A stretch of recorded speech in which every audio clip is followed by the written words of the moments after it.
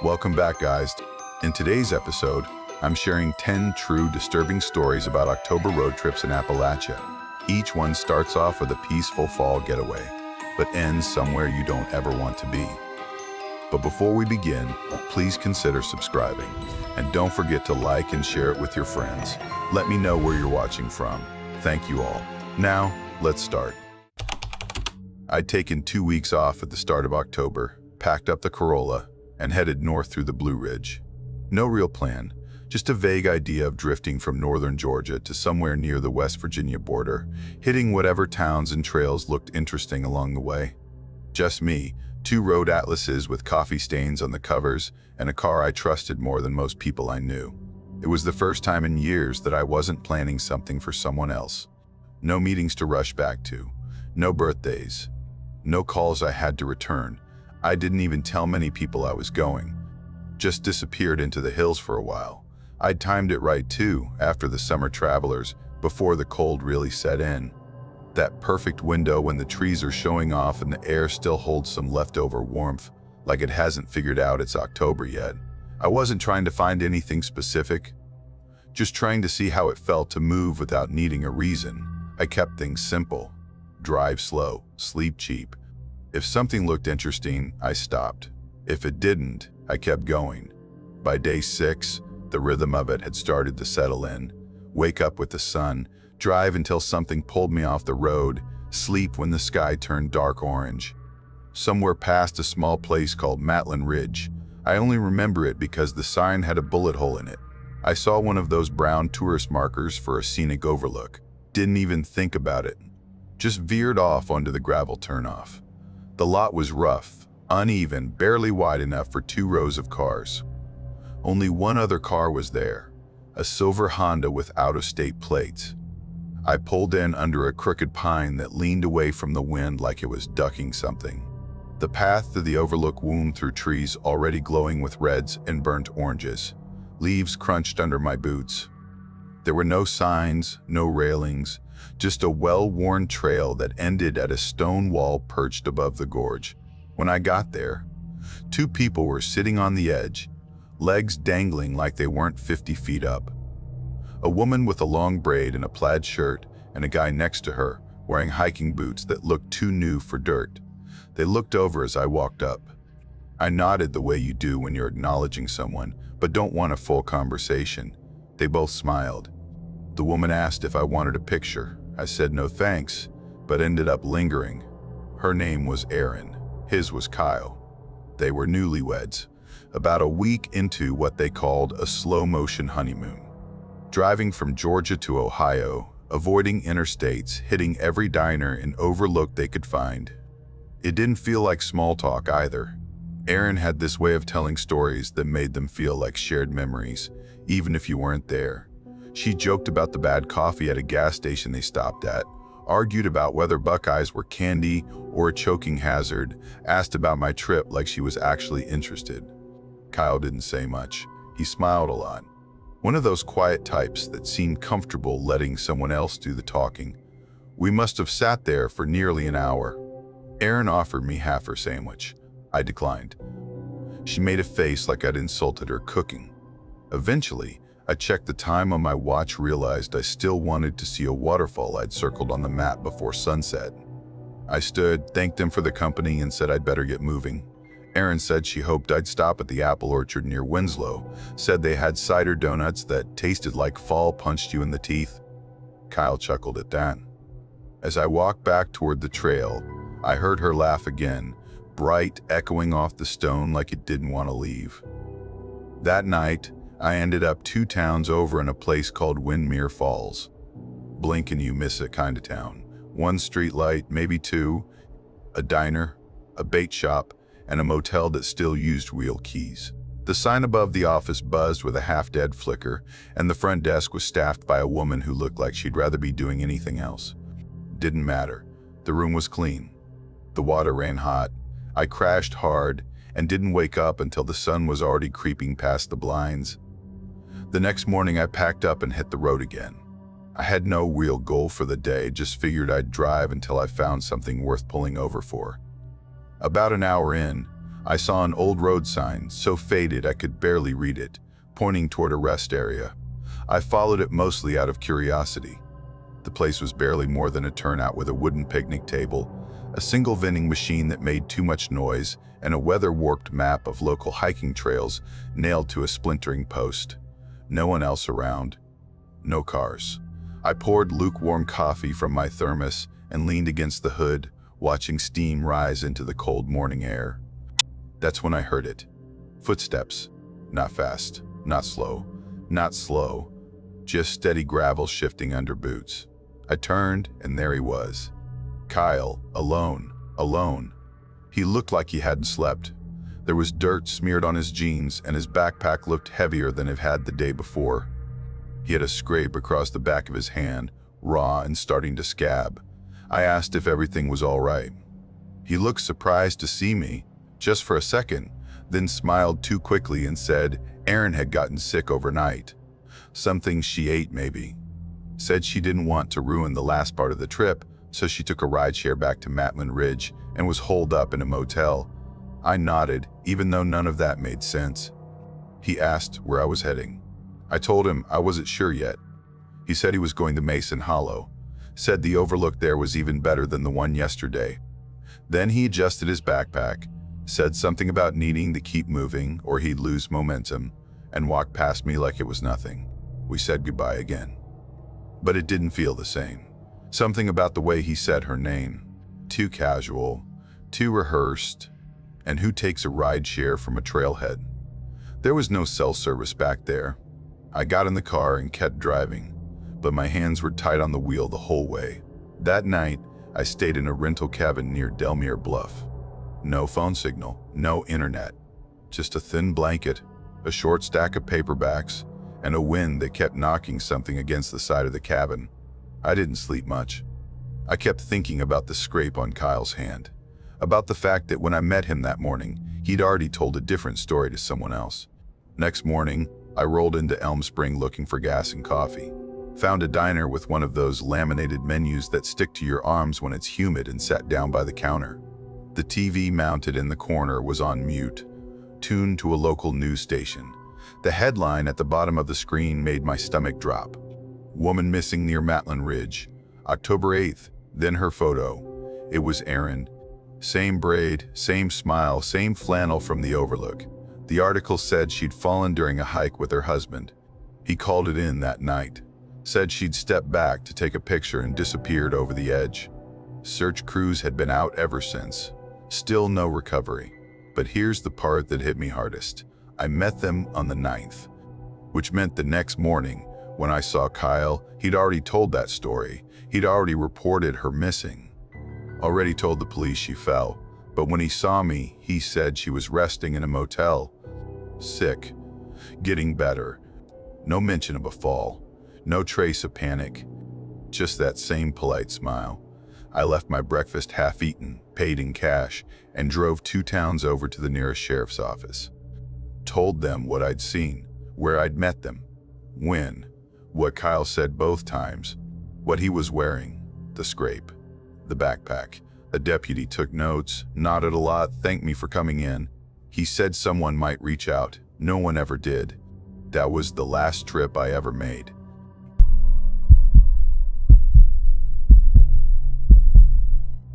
I'd just quit my bartending job in Crenshaw, had a week to kill before starting at this warehouse in Sheffield.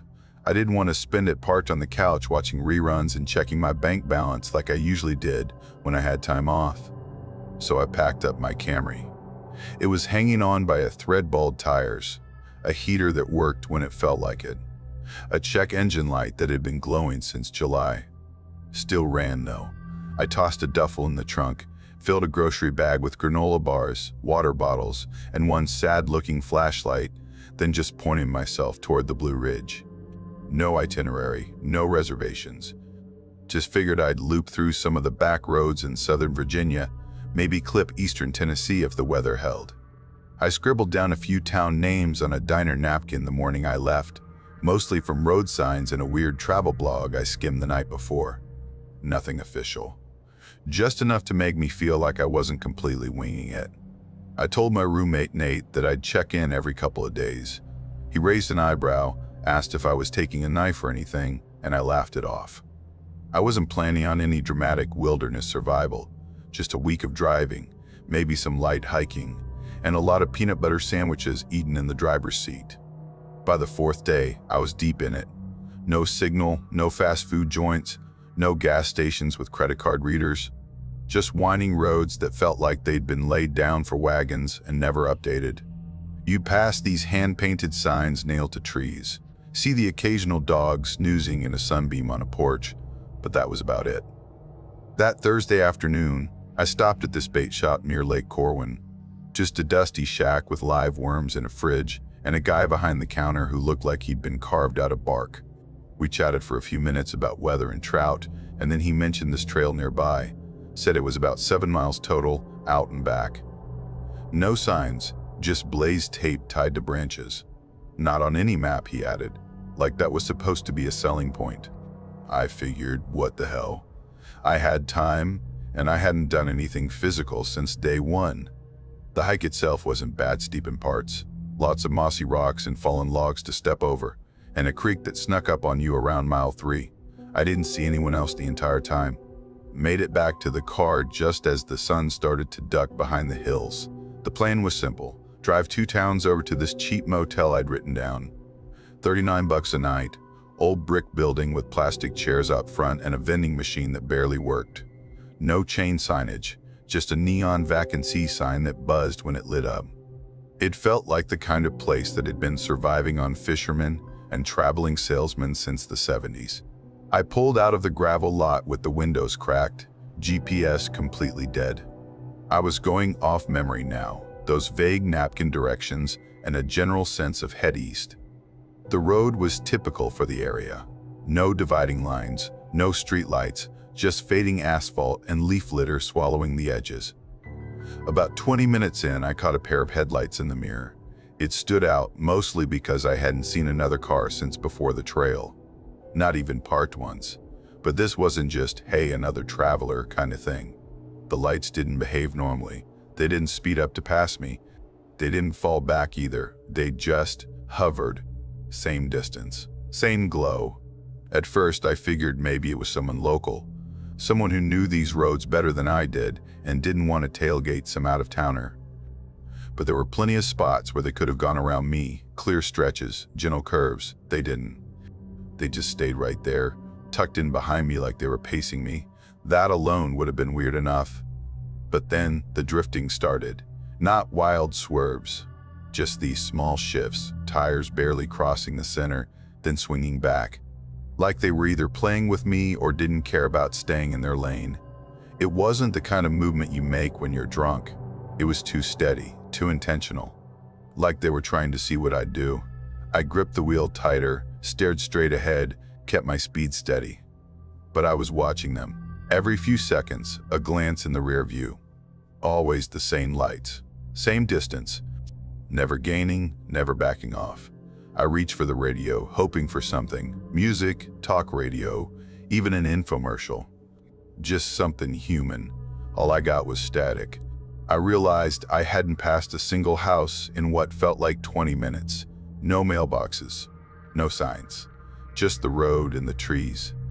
It started to feel like the world had shrunk down to just the two of us. Me and whoever was back there, locked into this silent game. Then I saw a pull-off. Not a real one. Just a patch of gravel near a rusted fence. No signs, no gates. Just enough room for a car to sit without blocking the road. I slowed down, pulled in, and pretended to check my phone. The headlights behind me slowed and stopped. Not right next to me, not in front. They stopped right before the curve, far enough back that I couldn't make out the vehicle. Just those two lights, burning steady. They didn't pass, didn't reverse, didn't even inch forward. I turned off my headlights, sat there in the dark, holding my breath, waited, still nothing, not even a flicker of movement. That was the part that got under my skin. Not just that they were following me, but that they didn't seem in any rush, like they had all the time in the world.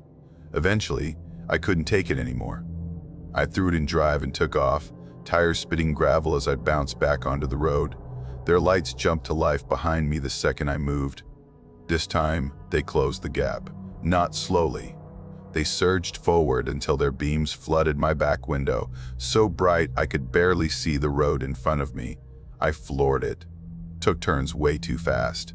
I could feel the tires skip over soft edges, the Camry shuddering every time I pushed it too hard. They stuck with me. Every curve, every dip, I couldn't lose them. I cut onto a dirt road without thinking, just hoping it'd shake them. Wound through a narrow path lined with trees so close I could hear branches brush the sides. No luck. They were always right behind me. Same lights, same distance, same pressure.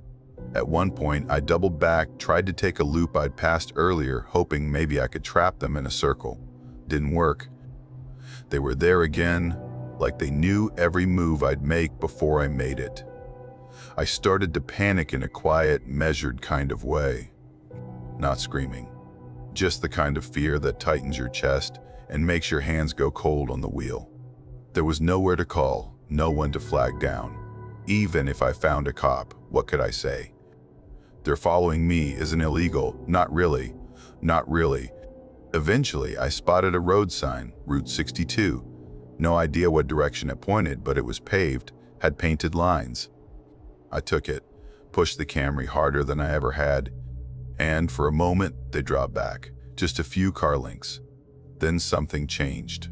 No more weaving, no tailgating. They started driving like nothing had happened, just casually behind me. It was worse somehow. That fake calm, like they wanted me to doubt everything up to that point. Then I saw it.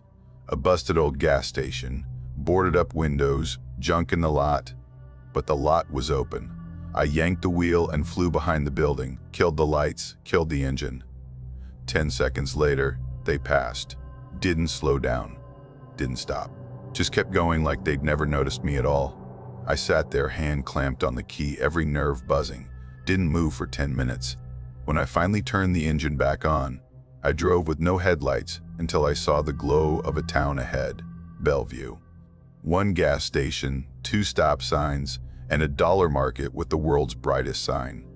I parked under it and stayed there all night. Didn't check into the motel, didn't leave the car. I locked the doors, zipped my jacket up to my chin, and fell asleep in the seat with one hand still on the wheel.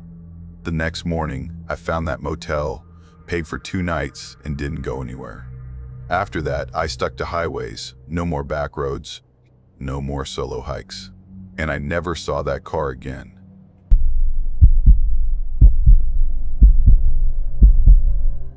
It was October, right as the leaves were turning in the mountains.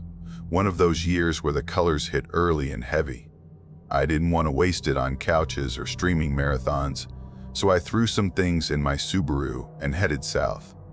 I didn't really plan it. That was kind of the point. I tossed in a sleeping bag, 2 old flannel shirts, a half-empty jar of peanut butter, a bag of granola, and a couple jugs of water. Clothes, a tarp, flashlight, and a rusty multi-tool I'd had since high school. That was about it. No cooler, no tent. Just whatever felt light and useful. My only rule was no interstates. I wanted quiet roads, the kind that took longer but felt like actual traveling, not just rushing from point A to point B.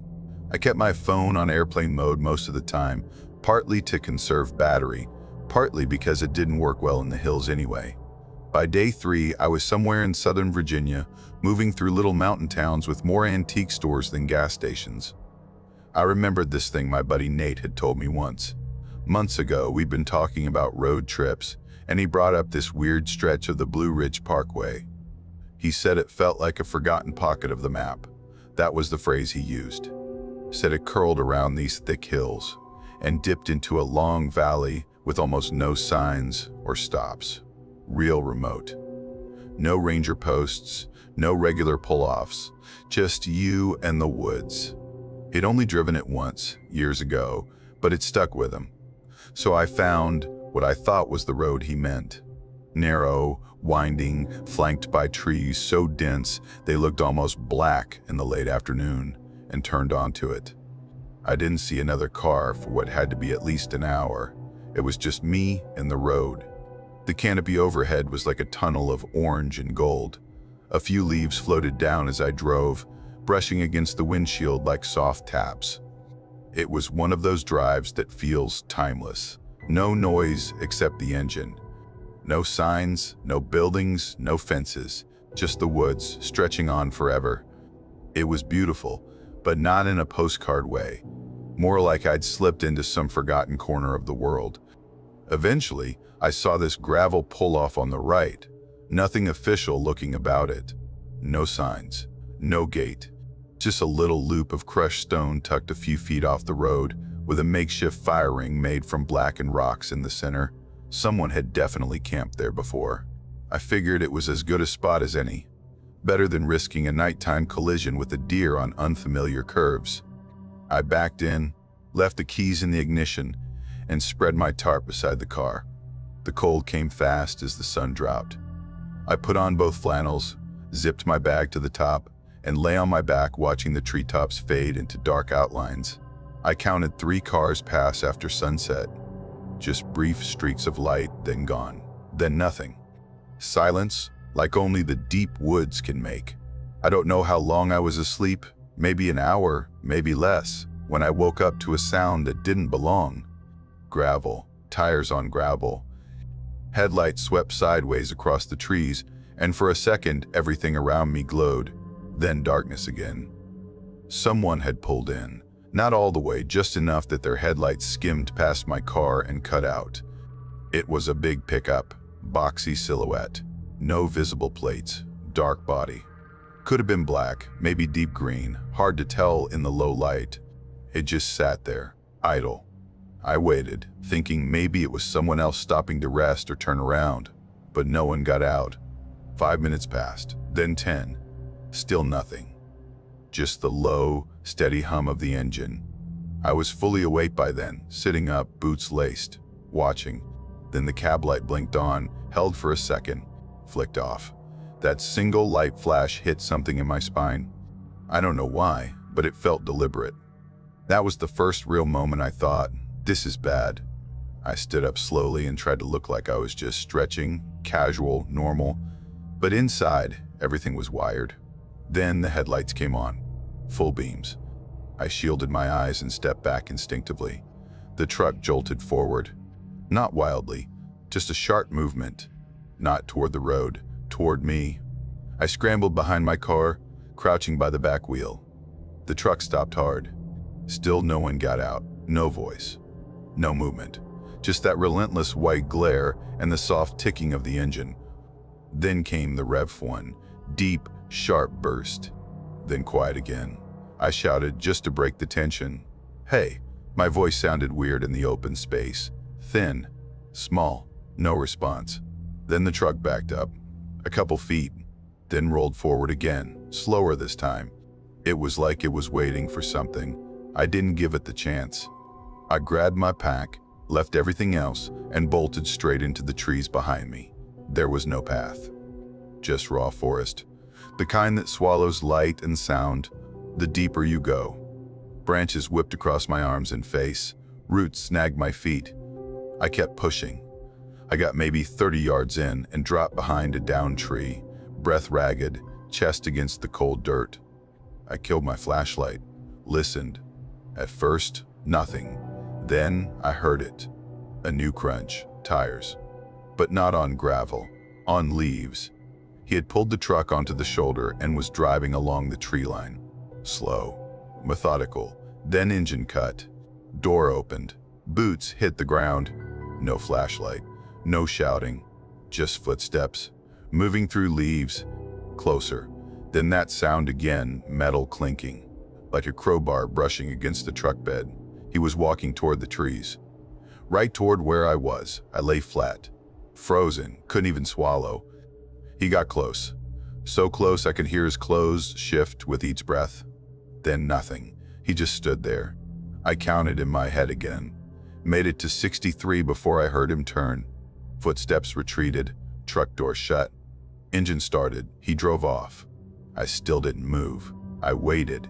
Must have been another full hour before I dared stand. When I made it back to the site, my car was still there, but the hood was popped. I crept up. He gutted it, battery gone. Wires sliced and dangling. Even the fuse box was pried open. Distributor cap missing. I didn't touch a thing. Didn't even look inside. I slung my pack over one shoulder and started walking. Didn't know where, didn't care. I just needed to get as far from that spot as possible. I stuck to the road, head down, ears tuned to every sound. After a long, slow 2 miles, I saw a building tucked into the woods. Small church. White paint. Wooden cross above the door. No steeple. There were 2 cars out front. Lights on inside. I walked around back and knocked. A man answered, older, maybe mid-50s. Plaid shirt, gray beard, quiet eyes. I told him I'd gotten turned around hiking. No phone. No car. He didn't ask questions. Just stepped aside and let me in. Gave me tea. Made a peanut butter sandwich without saying a word. Said I could crash on a pew if I wanted. I took it. I didn't sleep, really. Just lay there staring at the ceiling beams, waiting for headlights that never came. The next morning, I called a mechanic in town and gave the best directions I could. They found the car that afternoon, towed it in. The guy at the shop looked it over and said it wasn't vandalism, it was surgical. Whoever did it knew what to cut, what to take, what to leave. He asked if I wanted to file a police report. I said no. I just wanted it fixed. I paid whatever they asked, no bargaining, and spent the next 3 nights holed up in chain motels with the blinds shut and bathroom lights on. Ended the trip early. Drove home with music off and eyes glued to the mirror. I still take time off every October, but now I stick to state parks and daylight drives.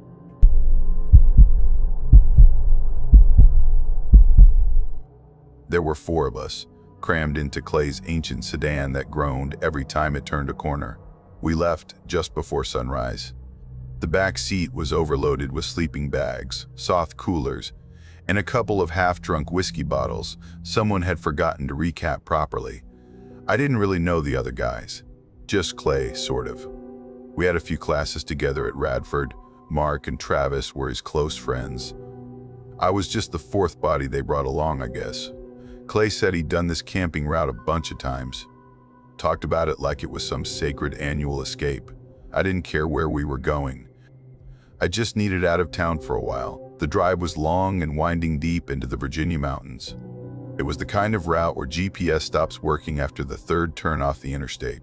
We passed a few sleepy towns with sagging porches and rusted signs. I watched them blur by from the back seat, arms tucked in tight, pretending not to feel carsick. Fall was already in full swing up there. The trees were like something out of a painting, bright orange, bleeding red, mustard yellow. Beautiful, yeah, but the roads twisted so tight that my lungs actually hurt from the altitude. Clay made us take a shot of something brown and terrible before we left the gas station in McDaniels. Said it was tradition. I think that's what turned my stomach more than the curves. Nobody talked much after that. Around mid-afternoon, we pulled off the main forest road. Clay claimed he knew a shortcut to a better campsite, less crowded, more remote. The path looked more like a washed-out ATV trail than a road, but he drove down it anyway. The car shuddered over deep ruts and jutting roots, and at one point, I swear we went airborne for half a second. Mark kept grabbing the dash, white-knuckled, muttering stuff under his breath. Travis didn't seem to care. He just smoked with the window cracked, watching the trees slide by like we were on a lazy river. Signal vanished completely not long after we turned. We eventually found a slanted clearing tucked between thick pines. A creek whispered nearby, just out of sight. It looked decent enough. We threw our bags down, popped a couple beers, and took turns trying to get a fire going. The air felt dense, not in a humid way, just like something was pressing down on us. It made the silence feel heavier than it should have. That night, we sat around the fire telling the kind of stories you only tell when you're already buzzed. Mostly dumb stuff. Travis dared Mark to walk 50 feet into the woods with his eyes closed. Mark called him a jackass. Clay wandered off for a few minutes and came back claiming he saw a deer just standing there, watching him, totally still. Said its eyes looked too human. We laughed, of course. Said he probably saw a stump. I didn't sleep much. Every time I closed my eyes, some sound snapped me back awake. Branches scraping against the tent, the faint rustle of something shifting just outside. I told myself it was the wind. Maybe an owl, but it didn't sound like an owl. The next morning, we decided to hike further up into the hills. Clay thought he remembered a trail from the year before. It barely existed anymore. Overgrown and narrow, winding higher and higher until we reached a steep ridge. The view should have been incredible, but I don't really remember it. What I remember is the sound, or the lack of it. Clay kicked a rock off the ledge, and we all waited to hear it hit something below. We waited and waited, but there was nothing.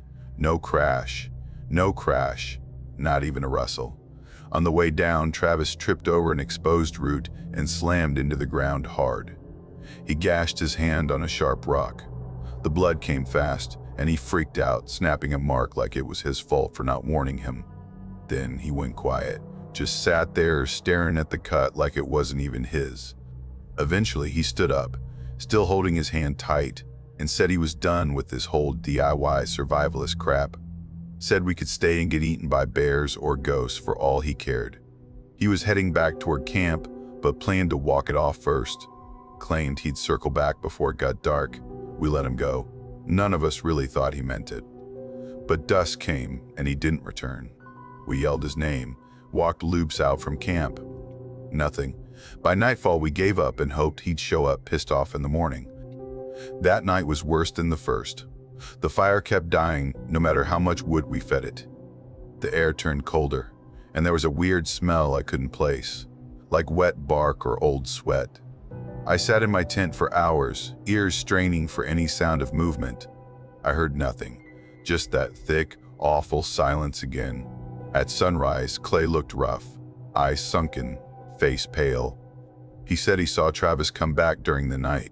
Said he watched him unzip the side of the tent slowly, then just stand there in the dark staring in. Clay asked where he'd gone. Said Travis didn't speak, didn't blink, just turned and walked back into the trees. When we asked why he didn't go after him, Clay just shook his head and said, "I don't know, man, I couldn't move." We packed up fast after that. Nobody said it out loud, but we were all done. The roads out felt even less familiar. We tried following the dirt track back, but kept hitting forks we didn't remember. Every turn led to more trees, more silence. Once we passed a row of old trailers. One had a light on inside, but no one came out when we honked. Another turn brought us past a boarded-up store. Still, no people. By then, it was dark again. We killed the engine at one point just to listen. That was when we heard the tapping, soft at first. One tap, then another. Louder, from the roof. Mark barely whispered. Clay was shaking so hard the keys jingled in his hands. I wanted to scream. Couldn't. I crawled into the front seat and turned the key. Nothing. Battery dead. We didn't speak for the rest of the night.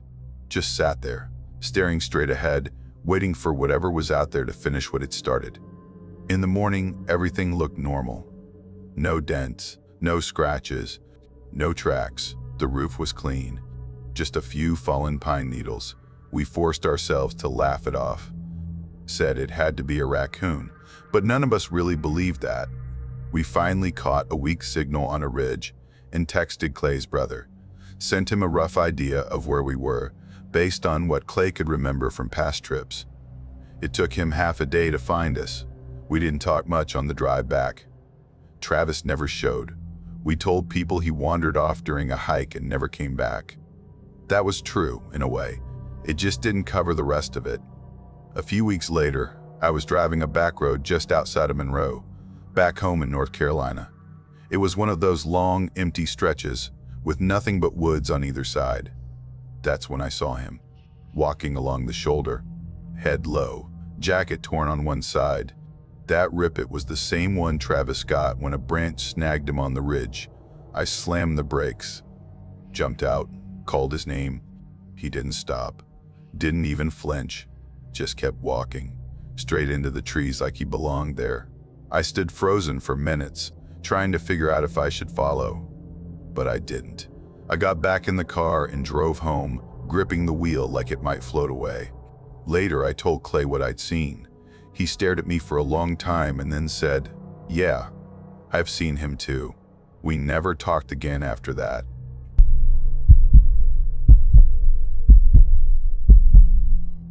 It was that early part of October, before the leaves get dry enough to snap under your boots, but after the air starts tasting like it's turning. Jace and I had been driving south for a week by then, no map in mind, no real plan. We were both trying to outrun things we didn't want to talk about. He'd just split up with his girlfriend of 5 years, a slow-motion breakup that ended with him crashing on my couch. And I just quit my job at a warehouse in Roanoke after too many nights wondering if that was going to be the rest of my life. We called it an October road trip like it was some spontaneous adventure, but it wasn't. It was escape with a playlist and a full tank. We packed up my Subaru with camping gear, an old blue cooler that barely sealed shut anymore, and enough gas station snacks to survive a week.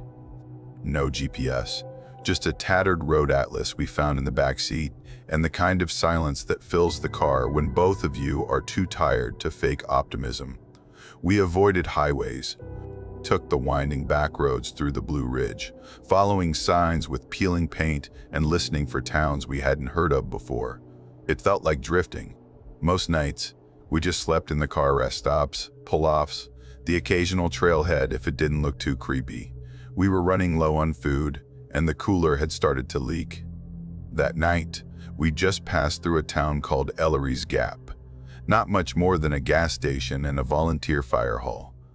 The sun had already dipped, and the hills were folding into themselves in that way they do out there, where light vanishes fast. We saw a gravel road winding off to the right, almost swallowed by trees.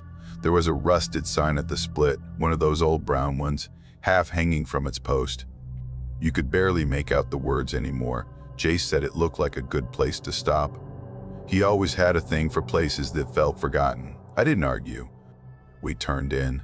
The gravel road curved and narrowed, the trees leaning in overhead until it felt like we were driving through a tunnel. Branches scraped the roof like something alive. Eventually, it opened up into a clearing. Wide, flat, overgrown around the edges. Could have been a logging site, or just land nobody cared about anymore.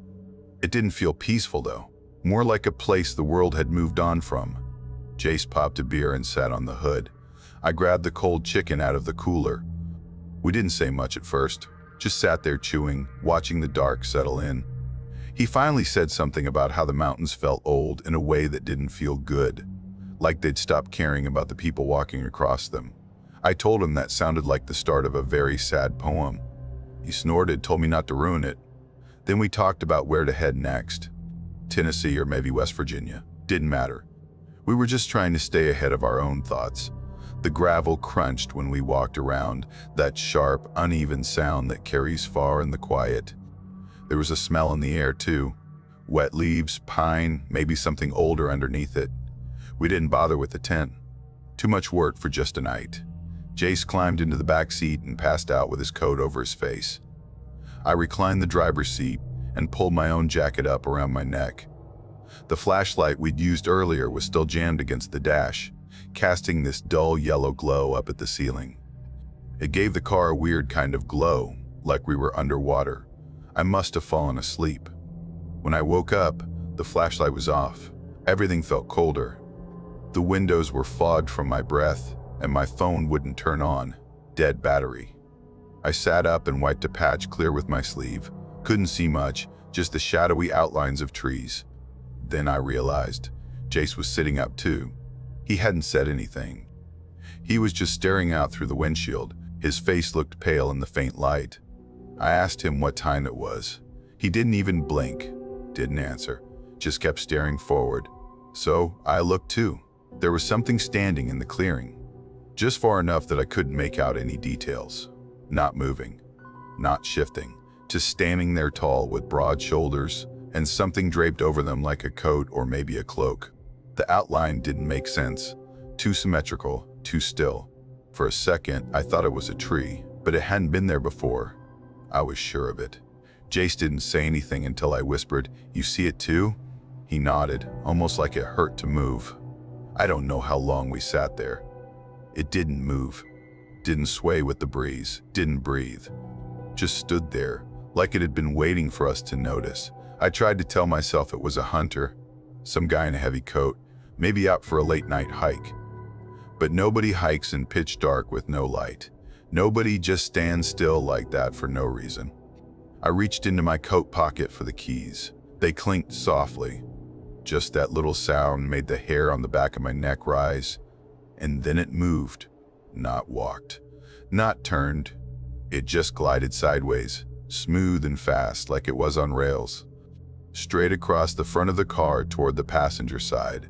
Then it stopped again, still facing us, still perfectly still.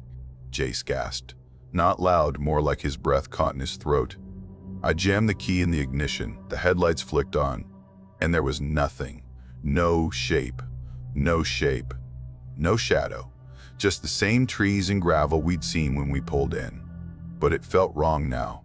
The clearing looked the same, but something in it had changed, like it was pretending. Jace's hands were clenched in his lap. His breathing was fast, shallow. I told him it must have been a trick of the light, some kind of optical illusion. He didn't respond. He just pointed at the side mirror. I looked, and there it was again, behind us, right at the edge of the red taillight glow. Same shape, same stillness. Facing the car, I didn't think. I just threw it into reverse. Gravel flew out from under the tires as we backed up hard. Jace yelled my name.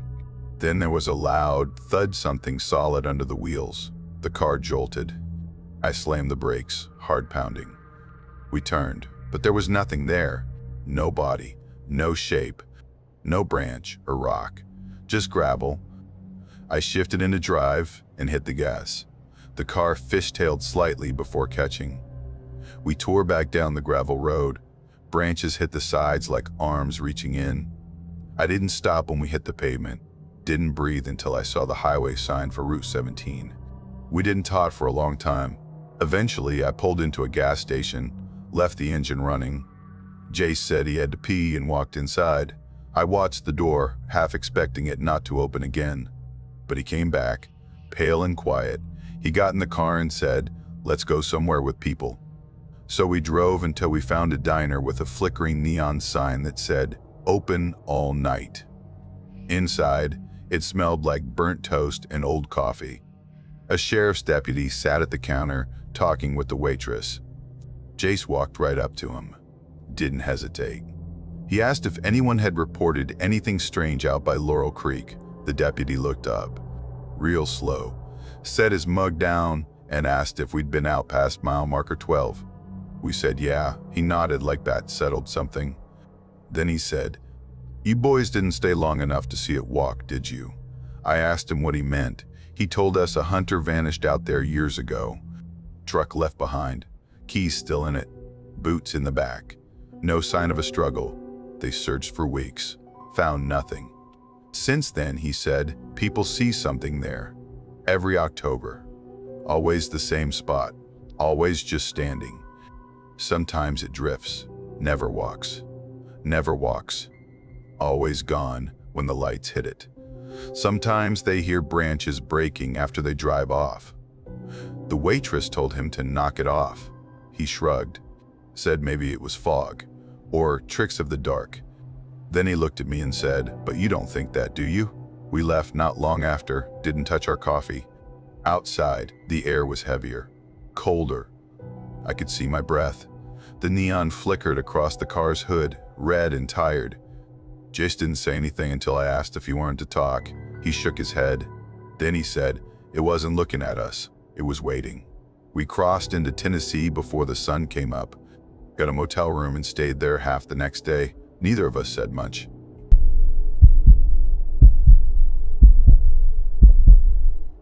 Claire and I had only been dating for about 5 months. Long enough to be comfortable with each other, but not long enough to see how we'd handle weird stuff, or silence, or being out of our usual context. You know, real-world things. She had this low-key obsession with October, said it was the only month where things felt clear, like the world stopped lying. I never really knew what she meant by that, but she'd say it every year, always with this kind of half smile like she knew something I didn't. So I figured, why not lean into it? I planned a short road trip through the mountains. Just us. A few days off the grid. Start near Charleston, drive into the edge of Appalachia, no real agenda. Just see where the roads took us. I didn't make a whole itinerary. I didn't even tell her much. No surprise destination, energy or anything, just vague, open-ended fall road trip vibes. She liked that kind of thing. Said it made her feel like the world was still interesting. I picked the third weekend in October. The trees were right in that phase where everything looked like it was glowing. Red, orange, yellow, all lit up against this cold blue sky that meant you needed a hoodie in the morning. It's a short window, that kind of weather. Blinks by fast. We threw a duffel in the trunk and started driving slow, taking side roads when they looked pretty. We stopped for cider at a farm stand, bought a jar of honey that leaked all over my glove box. Played that game where you make up backstories for people in other cars. The only actual booking I made was for Saturday night. I found this little inn on an old website. No reviews, no social media, nothing. Just a few blurry photos. A yellow house tucked into a hill with a sagging porch and floral quilts in every room. It didn't even have a real name, just Mountain View Guest House, which sounded made up but charming. I didn't tell Claire about it ahead of time. She liked the idea of finding places as we went, or at least she said she did. Sometimes it was hard to tell with her. We got there just after dusk. The driveway was gravel, with no sign out front, just a rusted mailbox with faded numbers. The house was bigger than I expected. 3 stories, maybe more. Looked like it had been patched together over the years. One side leaned slightly downhill, and a vine had climbed halfway up the chimney like it had nowhere better to be. No other cars in the lot. That was the first thing that struck me. It was a weekend in peak leaf season, and this place was supposed to have 6 rooms. Not a single guest? A small bell chimed when we stepped inside. The lobby, or what counted as one, had a low ceiling and a crooked bookshelf full of puzzle boxes and old bird guides. It smelled faintly like pine and something else I couldn't place. Not musty exactly, just old. The woman at the desk looked like she had stepped out of a different decade. Long gray braid, oversized hand-knit sweater, the kind with those little wooden buttons. She didn't ask for a name, just looked up at me and smiled like she'd been expecting us. "Room 3, she said, sliding over 2 keys. Real keys with tarnished brass tags and faded numbers etched in. She told us breakfast started at 7 if we wanted it, and that the porch creaked but was still safe. Then she went back to whatever she was writing in a big leather-bound book. The room was upstairs, through a narrow hallway that felt more like a ship corridor than part of a house. Everything tilted slightly right. The door to room 3 stuck a little at the bottom, like the frame had settled weird. Inside, it was clean but plain. A small bed, 2 mismatched nightstands, 1 lamp with a green shade. The floor dipped in the middle, just enough to notice. One window faced a patch of trees. The other looked out over the gravel lot. We didn't stay long. The innkeeper had circled a diner on a paper map, the kind nobody uses anymore, and we figured we'd get something hot before turning in. The place was about 15 minutes down the road. Real locals, only kind of spot. 4 mica tables, laminated menus, the smell of grease baked into the walls. We ordered pancakes even though it was dinner.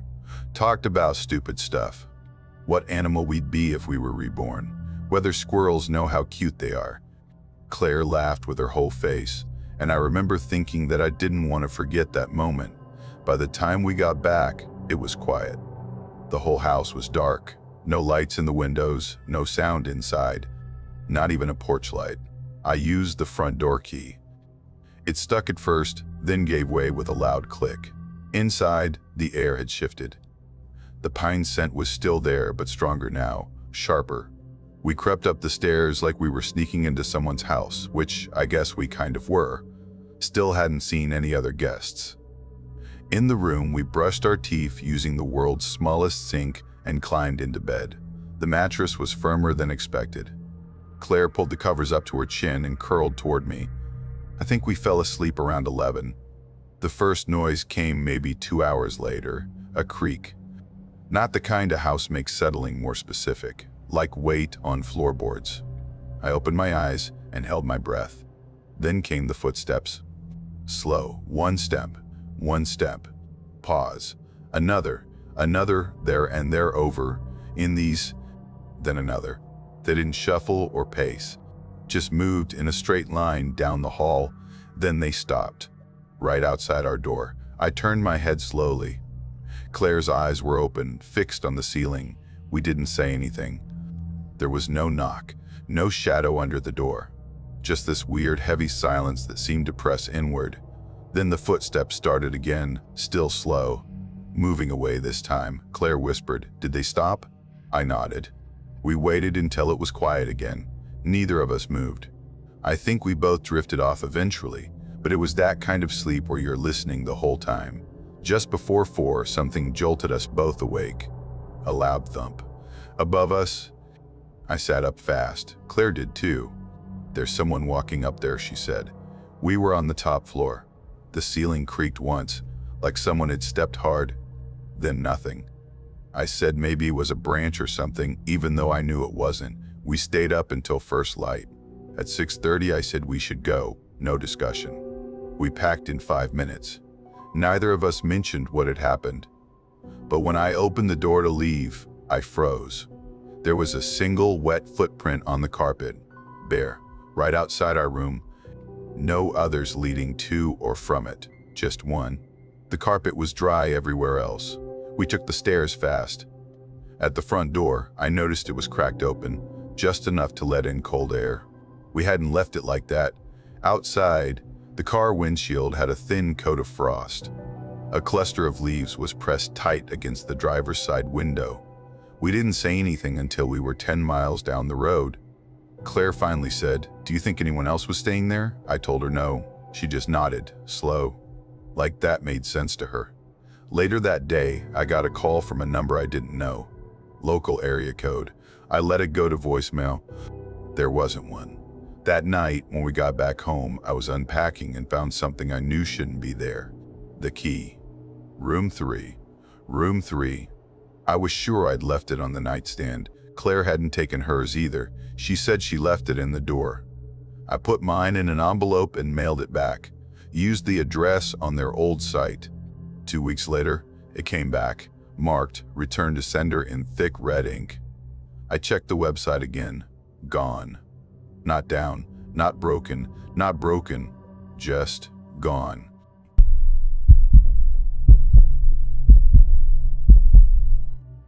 My sister and I were on the road, cutting across the edge of the Blue Ridge, somewhere around the Virginia-Tennessee line.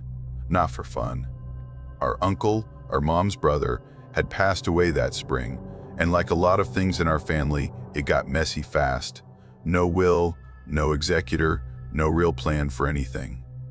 Just a bunch of half-sorted boxes left in a trailer on some land that barely counted as his. Tessa and I got nominated to take care of it, mostly because we had the most flexible work schedules. And the least to lose, I guess. The plan was simple. Drive down from Pennsylvania, grab what we could, dump anything useless, and haul the rest back up. 3 days, tops. No stopping, no sightseeing. Just an overstuffed Subaru, cheap motels, and AM radio. We hit the 3rd day feeling gross and tired and ready to be done. It was mid-October, which meant damp mornings, crunchy leaves, and daylight that slipped away faster than you expected. The road we were on had been winding uphill for a while, one of those backwoods highways that starts narrow and somehow gets narrower. No shoulders. Guardrails made of old posts and cable wire. Trees so close they clawed the side mirrors if you weren't careful. That's when I heard the rattle. A loose, hollow sound under the hood. The dashboard lit up a few seconds later. The temperature gauge spiked. Tessa muttered something and turned off the radio. We let the car coast until the road dipped into a hollow, one of those natural bowls between ridges. There wasn't much down there except a gas station, or what was left of one.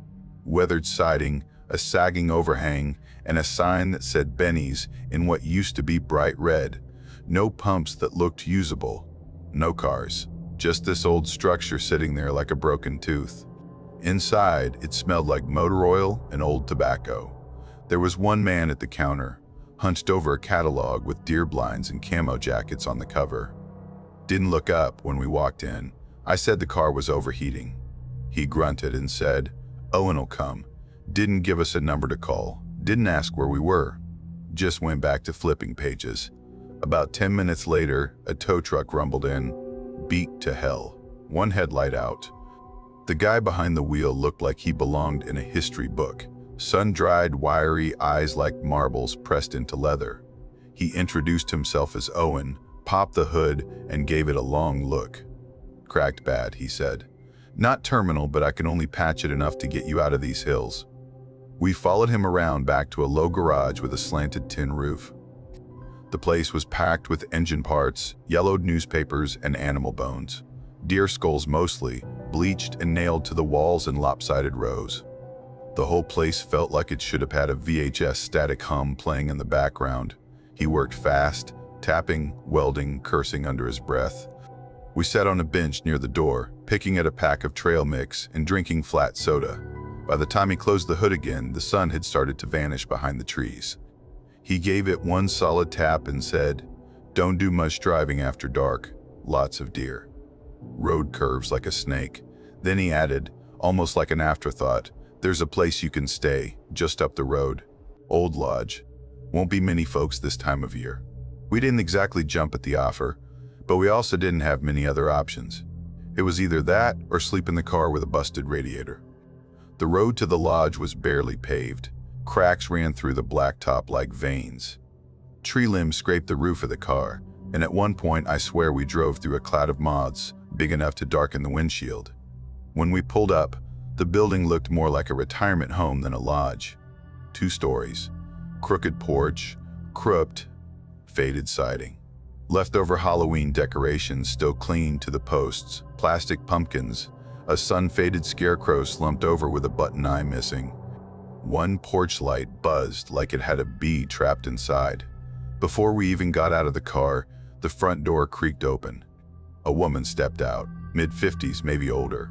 Hair dyed a dull red, skin powdered like flour. Thin lips, no expression. She didn't say hello, just asked, "You girls alone?" I said, "Yeah." She nodded once and turned back inside. No welcome, no guest book, no questions. She led us up a carpeted staircase that smelled faintly of mildew.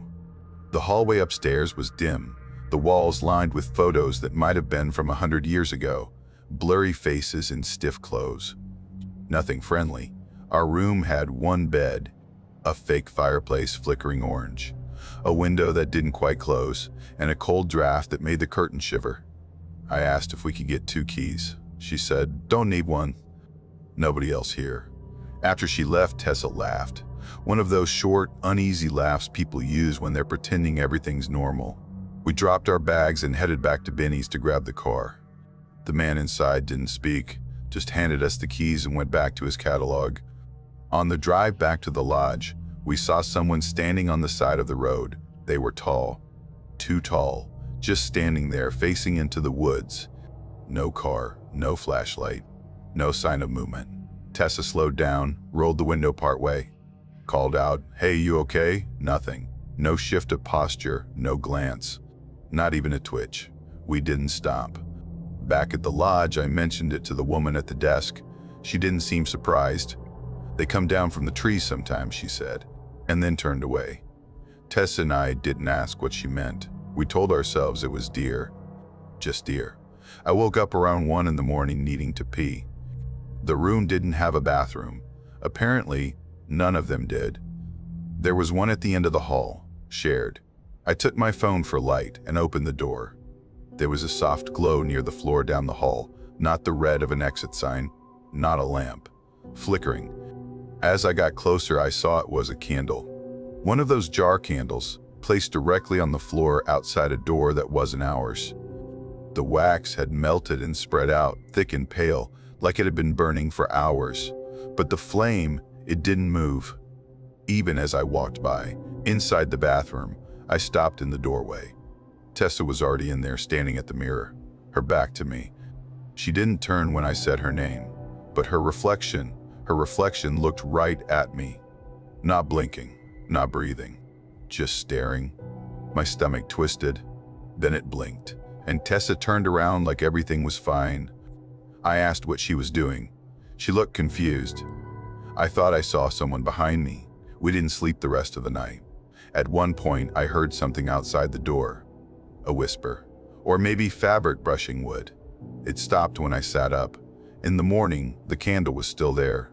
The wax had hardened into a pale lump. No smoke. No heat. We packed up in silence.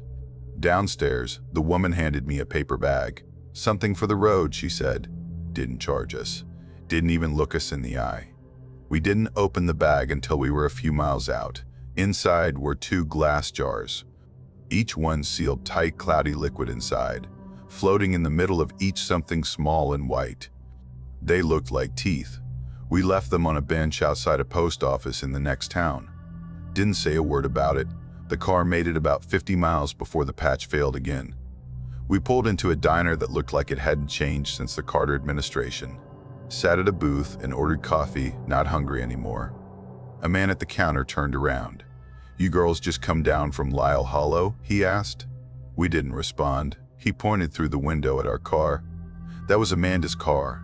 Girl died down there last fall." He stood up and left without another word. The waitress came over to refill our mugs, then stopped. Her eyes went wide when she looked at Tessa.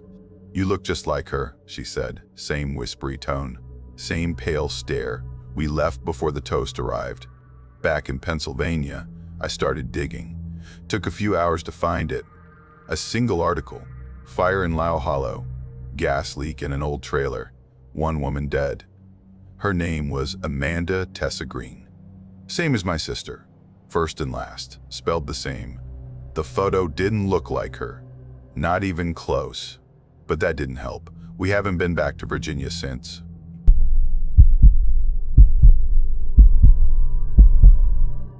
The plan was pretty basic.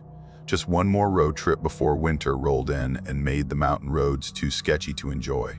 I'd saved up some time off work, loaded my little hatchback with a foam mattress in the back, a couple gallons of water, a camp stove, and enough gear to live comfortably off-grid for a few days. Just a general idea to follow the Appalachians south out of Pittsburgh, winding my way down into Tennessee, maybe even crossing into North Carolina if the roads and the mood were right. I wasn't in a hurry. I wanted the kind of trip where you take the long way every time, stop when something catches your eye, and don't worry about making good time. I had this beat-up paper map I'd been adding to for years, marked with stars next to places with names that sounded quiet or weird or forgotten. Places like Pine Hollow and Lost Creek.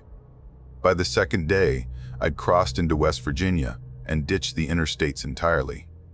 The terrain was all steep ridgelines and folded hills, tiny towns with faded gas stations, the kind that have maybe 1 pump still working and shelves half-stocked with off-brand soda and peanut brittle that expired last spring. No GPS anymore. I'd turned my phone on airplane mode to save battery, but the signal was dead out here anyway. Around midday, I passed a wooden sign nailed to a crooked post at the side of the road. It looked hand-carved and weathered, maybe a decade old. Clearfield Hollow, 3 miles. It wasn't on my map. I kept driving for maybe half a minute, then slowed down and pulled a wide U-turn. I don't know why exactly. Maybe the name just lodged itself in my brain. I made the turn. The road narrowed immediately. No center line, just damp asphalt hugging the slope. The kind of road where you get real quiet behind the wheel without meaning to, just listening to the tires and watching for any sign of another car coming around the bend. It twisted downward through trees that arched overhead and blocked out most of the sky. At first, it looked abandoned. Houses with roofs caved in, porches slanting sideways, windows boarded up or smashed through, shuttered storefronts with sun-bleached signs hanging by one chain. But then, tucked into the far end of a ridge, I saw a thin plume of smoke curling from a stone chimney. Not much else, except for a hand-painted sign next to a patch of gravel that looked just wide enough to park a car or two. It said, "Trail access, visitors welcome." No other cars in sight. I pulled over, checked my phone again, still no signal, but the offline map app loaded a faded image of the area. There was a trail marked right there, Spruce Hollow Loop. No photos, no reviews, nothing to go on. It looked short, and I had time. So I grabbed my jacket, clipped on my day pack, and stepped over a low wooden gate that marked the start of the trail. The beginning was easy. Flat ground, leaf-littered path winding gently through a thinning patch of oaks and birches. A few initials carved into trees. A wooden post at the start with so many scratch marks and gouges, it looked like 100 people had tried to leave their names behind, but none of them really stuck. The air was still. There weren't even bugs buzzing. No birds, no rustle. Just the dry hiss of leaves shifting beneath my boots. Maybe a mile in, I reached a junction. A side trail veered uphill with a sagging wooden sign nailed to a post, the words barely legible anymore. Glens Rock, scenic overlook. The arrow hung low, paint almost gone, like the forest was slowly eating it. But I figured, why not? I had no place to be. The side trail wound upward fast, roots exposed like veins running across the dirt. It didn't feel maintained, but it wasn't dangerous, just neglected. After a few switchbacks, the trail opened into a small clearing. No view, no overlook, just a ring of trees pressing in like they were holding their breath.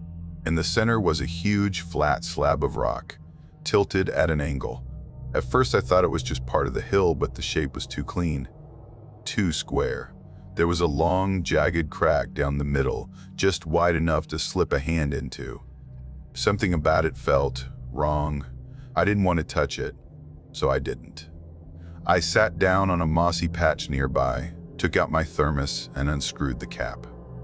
And the second I took a sip, I heard it, a slow crunch behind me, like someone dragging their foot across dry leaves.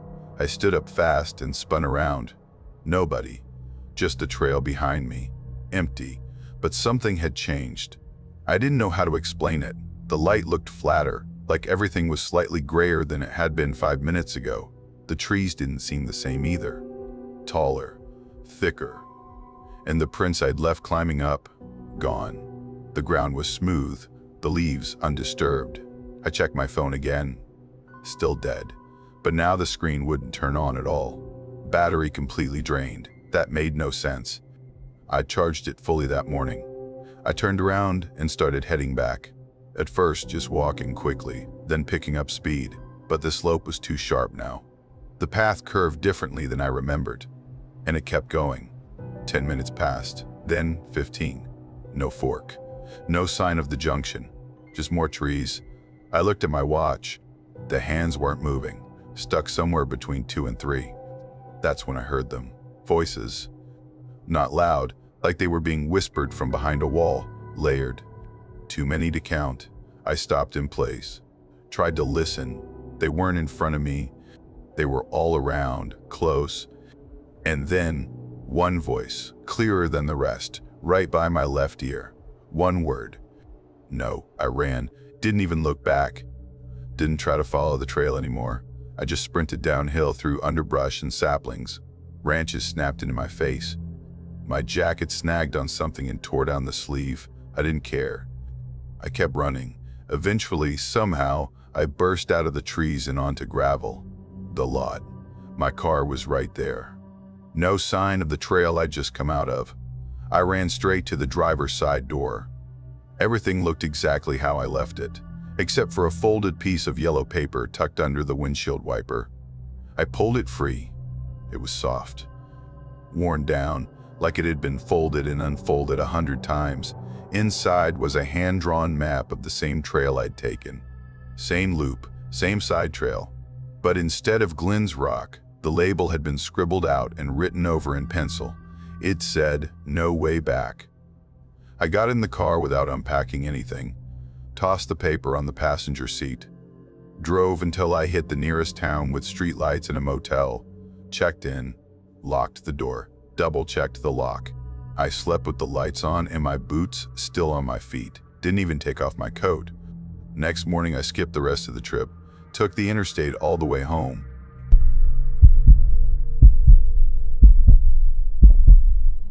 We were 2 days into a road trip through the Appalachians. October, peak color season. No GPS, no map. Just me and my cousin Lila, taking one last big detour before she settled down. She was getting married in November, and this was her idea of a final little rebellion.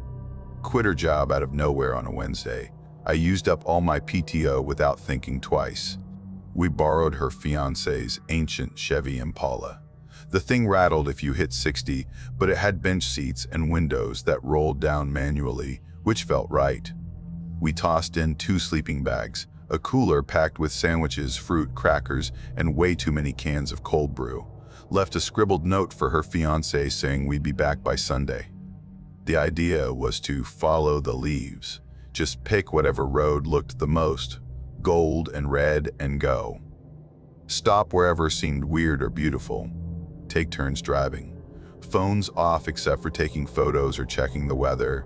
The first night, we slept in the car just outside of a place called Hart's Hollow. Barely a dot on the map, but it had a diner with the best pie I've ever had in my life. Second night, that's when everything changed. We were driving west, somewhere past noon, when we hit this stretch of road that curved so hard, it felt like we looped right back on ourselves.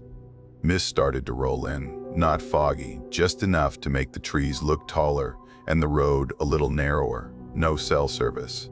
No other cars. The map in the glove box didn't even show this road. And then we saw it, one street. A few buildings, maybe 6 in total. Most of them dark.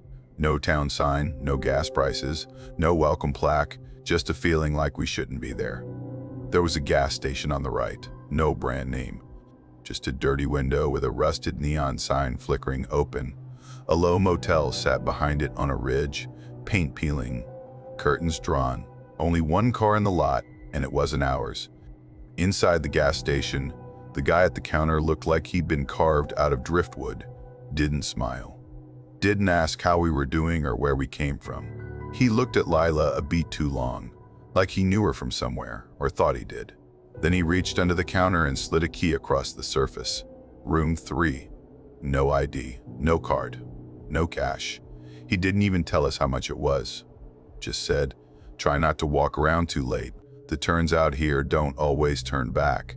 I thought it was a local joke. Lila gave me this wide-eyed look and mouthed, "Okay," as we backed out the door.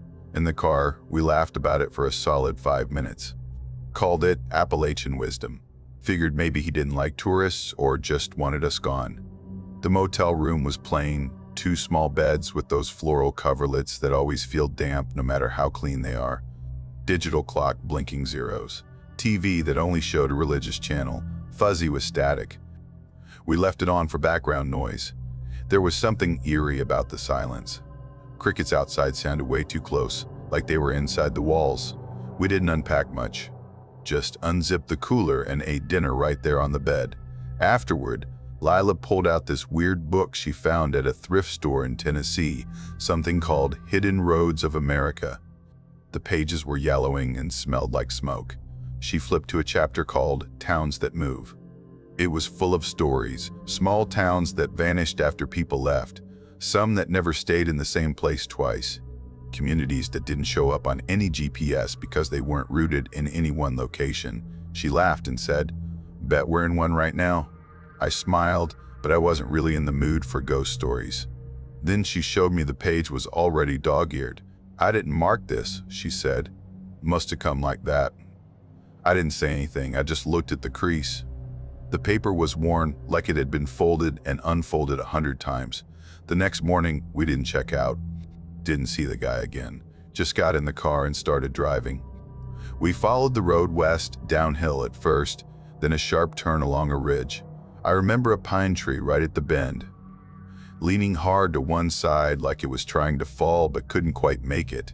Nailed to the trunk was a white mailbox. No number, no driveway. Just sitting there. A little while later, we passed a bent street sign. Burned around the edges, said District 3. After that, nothing. No other cars, no animals, no birds, just the road. We drove for hours. Then we saw it again. Same pine, same mailbox, same crooked lean. Lila said, "Hey, we've seen that before, right?" I told her no, just to keep us calm. But yeah, we had. A few miles later, the road split. Left looked like it went into thick woods. Right curved uphill toward a ridge. I took the right. Couple minutes passed. We hit the same fork again. This time I went left. The trees closed in like they were trying to reclaim the road. Branches brushed the windshield. Ferns pressed up against the sides. It started to get darker, even though it wasn't even noon. The road didn't feel like it had an end. It just went. Around 3, we spotted a cabin off to the right, set back in the trees. Looked abandoned. Stone chimney, no windows. Door hanging a little off the hinge, with a metal latch instead of a knob. Lila said we should ask for help. I didn't think it was a great idea. But before I could stop her, she was walking up the hill. She knocked. No answer. She turned the latch and went inside. I followed. Inside, it was colder than it had any right to be. No furniture, just dry leaves on the dirt floor. It smelled like ash and damp stone. Then we saw the stairs. Narrow, uneven, cut straight into the rock, no railing. The walls down there were covered in drawings, hundreds of them, all done in black crayon or charcoal, roads twisted in impossible loops, overpasses colliding with dead ends. One showed a car with headlights aimed at a pine tree with a mailbox. Another showed a tiny figure walking into a windowless cabin. Lila pointed at one. This is where we were. I wanted to tell her she was imagining it, but then I saw another drawing, a squat little building with a number 3 circled over the door. 2 stick figures in the doorway. Above them in scratchy writing, "Don't sleep too long." That was enough. I grabbed her arm. We ran back to the car. Didn't talk for a while. Eventually, we saw lights. A clearing opened up, and there it was. Same gas station, same motel, same man leaning against the wall like we just left 5 minutes ago. He looked up and said, "You girls circle back, huh?" I didn't answer. He handed us the same key. Room 3. No questions, no hesitation. We just took it. We didn't unpack, didn't speak. We lay down in our clothes and slept. When I woke up, Lila was gone. Her bed was made. Her shoes were by the door. Her phone was charging on the nightstand. Her bag was zipped and untouched. I called for her, checked the bathroom, opened the door. The lot was empty. Gas station locked. No one in sight. A new sign hung on the motel office door, closed for the season.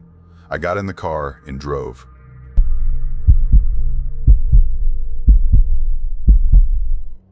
Wes and I had been talking about doing a road trip like this for years.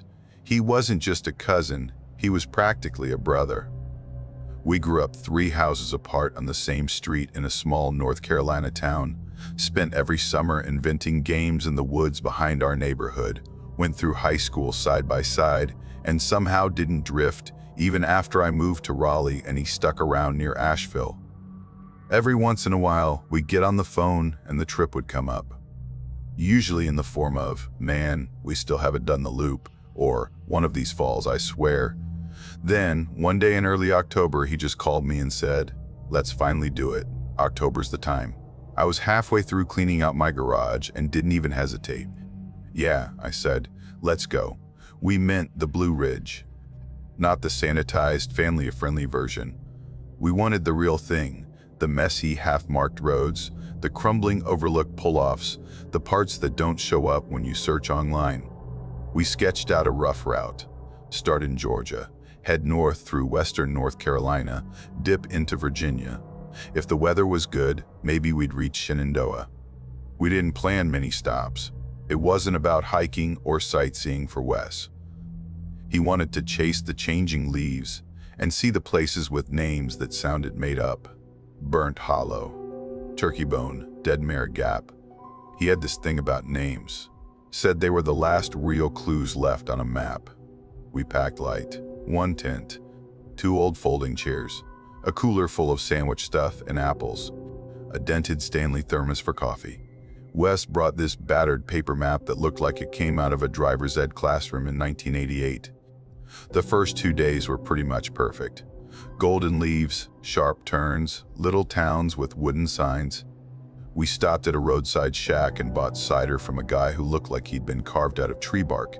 Camped in a field the second night near graveyard fields, and the wind tried its best to tear our tent apart. We didn't care. By the third day, the road had thinned. We were deep into the back end of the mountains, the kind of area where trees crowd the asphalt and your ears pop going around a bend. My GPS gave up just past a town called Saltville. The signal dropped, and the little blue dot froze in the middle of nowhere. Wes was grinning. No bars. That's how you know it's good. We were just driving with no plan, no cell service, no radio stations, just the hum of the tires and the occasional rattle from something loose in the trunk. And then we saw it, a wooden sign, barely hanging onto a split tree trunk. The board was warped, paint faded, but the words were clear. Apple Butter Festival, 3 miles. I slowed down without even thinking. There was something weird about it, not creepy, just odd. The lettering was too careful, but the spacing was uneven. It didn't look like a roadside attraction. It looked like something that had been there for decades without anyone noticing. Wes leaned forward in his seat. "We're going, right?" I laughed. "It's probably just 2 old ladies and a table of jam jars." "Exactly," he said. "That's the good stuff." 3 miles later, we saw the field. 6 or 7 tents, scattered and crooked like no one planned where to put them. An old man sat on a crate with a banjo, strumming quietly with no audience. There were a few people walking around, but no real crowd, no signs, no booths, nothing that screamed festival. It felt quiet, but not empty. The only tent that caught my eye had a long folding table under a faded green tarp. A woman sat behind it, long gray hair down her back, wearing a tattered Forest Service jacket that might have been older than me. Her table was lined with books, not bestsellers. These were hand-stitched, spiral-bound, faded and soft at the corners. Old field guides, church pamphlets, local history zines. I picked up one that felt heavier than the others. Canvas cover, handwritten title in black ink, Mid-Appalachian Scenic Trails, Unmarked Routes and Lost Roads. No author, no price, no barcode. Just a date written in the corner, 1987, and a name I didn't recognize. I started flipping through it. The first half looked legit scans of ranger maps, handwritten trail notes, some blurry black and white photos. Then it changed.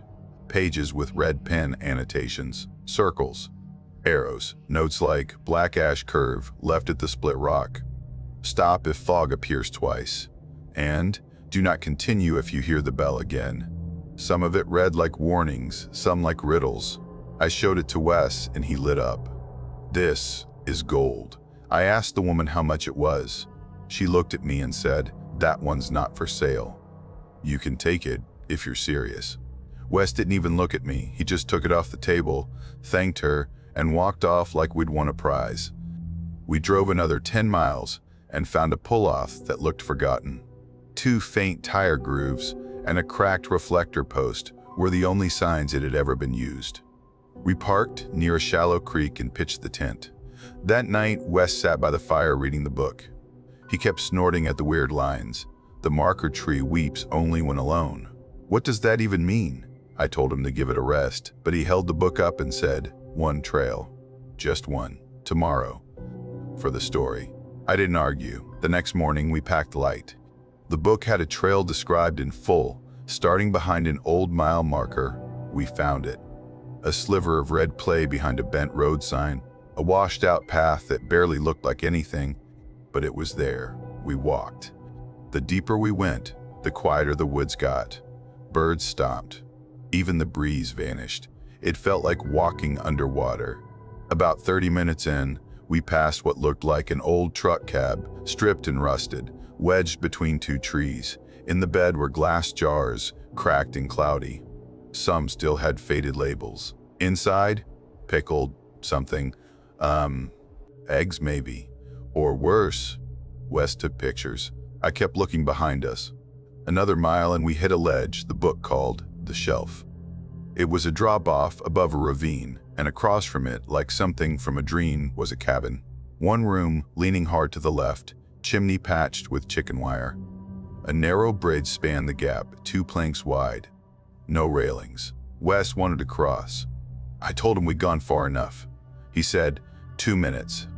Just a peek, and he went. I stayed. I watched him step through the crooked door. And then, nothing. No sound, no movement. 10 minutes passed. I called his name. No answer. I stepped halfway onto the bridge and yelled again. Silence. Then my phone buzzed. A call from Wes. I picked up.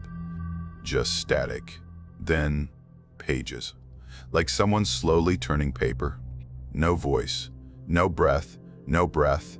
Just paper. The call dropped. I stood frozen for maybe a minute. Then I turned and ran. I waited at the car until dark. No Wes. That night, I drove until I found a ranger station still lit up. I told them everything. The ranger listened without blinking. When I pulled out the booklet, he paused, took it from me gently, like it might crumble. He didn't open it. Just said, "You followed it?" I nodded. He said, "We've seen it before.